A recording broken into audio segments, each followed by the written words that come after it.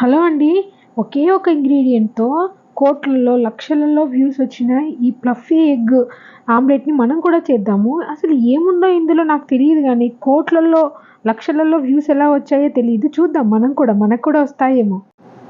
దీనికోసం నేను 3 ఎగ్స్ తీసుకున్నాను. ఒక బౌల్‌లో 3 ఎగ్స్ వేసుకొని దాంట్లో ఉన్న యెల్లో ఉంటుంది కదా! అది తీసి పక్కన పెట్టుకోవాలి. అంటే వేరే బౌల్‌లో వేసుకొని దాన్ని బీట్ చేసుకోవాలనమాట. నా దగ్గర బీట్ చేసే మిషన్ ఏం లేదు. ఇదే ఉంది. దీంతోనే చాలా సేపు బీట్ చేశా అలానే. ఒక 3 మినిట్స్ తర్వాత అలా వచ్చింది. దాన్ని తీసి పక్కకు పెట్టేసా. అప్పటికే నా పని అయిపోయిందనుకోండి. ఇంకా ఈ యెల్లో సెపరేట్ పెట్టాం కదా! దీన్ని కూడా ఒక 15 మినిట్స్ బీట్ చేశామండి. ఇట్లనే చాలా సేపు చేస్తే అది వైట్ క్రీమ్ లాగా తయారైంది. కొద్దిగా చేతులు నొప్పిగా అనిపించినా సరే, అసలు ఎంతవరకు చేయగలమా అని చెప్పి 15 మినిట్స్ అలానే చేశాను. చేస్తే కొంచెం బాగా క్రీమీగా అయిపోయిందనమాట. ఇంతకన్నా ఇంక మనం చేయలేమనేంత వరకు చేశాను. చాలా వరకు ప్రయత్నించా. తర్వాత దీంట్లో కొంచెం సాల్ట్ వేసుకున్నా. ఒక పించ్ ఆఫ్ సాల్ట్ అనమాట. అది వేసుకొని యెల్లో కూడా దాంట్లోనే కలుపుకొని మళ్ళీ ఒకసారి బీట్ చేశా. ఎందుకంటారు ఈ ఆమ్లెట్‌కి అన్ని వ్యూస్ వచ్చాయో నాకు అర్థం కాలే. ఒకే ఒక ఇంగ్రీడియెంట్ చూపించే విధానమా? లేక వాళ్ళు చేసే విధానమో నాకు అర్థం కాలేదు. సరే మనం కూడా చేద్దాం అనిపించింది నాకు.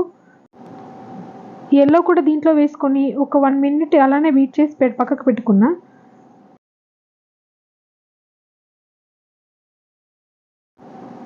ఇప్పుడు స్టవ్ మీద పాన్ పెట్టి కొద్దిగా ఆయిల్, ఎక్కువ ఆయిల్ కూడా వేయలేదు. కాకపోతే స్టవ్‌ని మాత్రం లో ఫ్లేమ్‌లో పెట్టాను. ఎందుకంటే మళ్ళీ ఆమ్లెట్ మాడిపోతుంది కదా! లో ఫ్లేమ్‌లో పెట్టి అట్లనే ఉంచాననమాట. ఒక 5 మినిట్స్ వరకు అట్లనే ఉంచా. దాన్ని కదిలిపించలేదు. ఇంకా ఎక్స్‌ట్రా ఆయిల్ కూడా ఏమి వేయలేదు నేను. అది జస్ట్ అలానే ఉడుకుతుంది.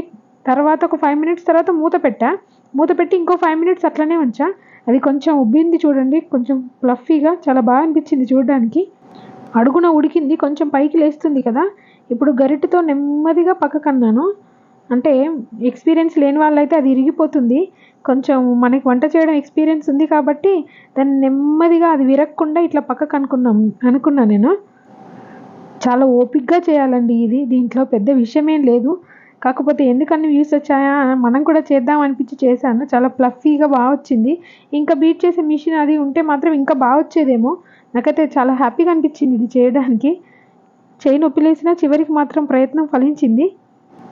ఒకసారి మీరు కూడా ట్రై చేసి చూడండి. వచ్చింది. పిల్లలు బాగా ఎంజాయ్ చేస్తారు. మా లక్కీ అయితే సూపర్ ఉంది మమ్మీ అనుకుంటూ ఎంజాయ్ చేశాడు. దీన్ని కట్ చేసి చూపిస్తా చూడండి ఎలా వచ్చిందో ఫ్లఫీగా. నచ్చితే లైక్ చేయండి. Thank you.